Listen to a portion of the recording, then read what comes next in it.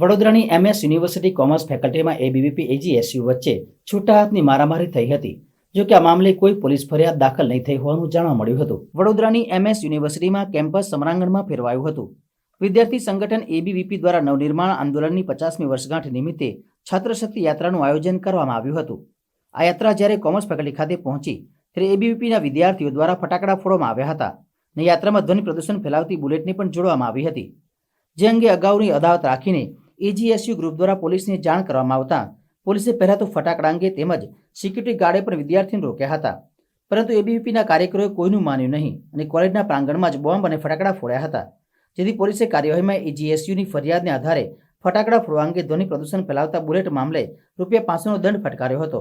જેને પગલે એબીવીપીના કાર્યકરોને એજીએસયુ જૂથના કાર્યકરો આમને સામને આવી ગયા હતા અને છૂટા હાથની મારામારી કરી હતી. જેમાં એજીએસયુ દ્વારા સયાજગંજ પોલીસ મથકમાં ફરિયાદ નોંધાવવાની તજવીજ હાથ ધરવામાં આવી હતી.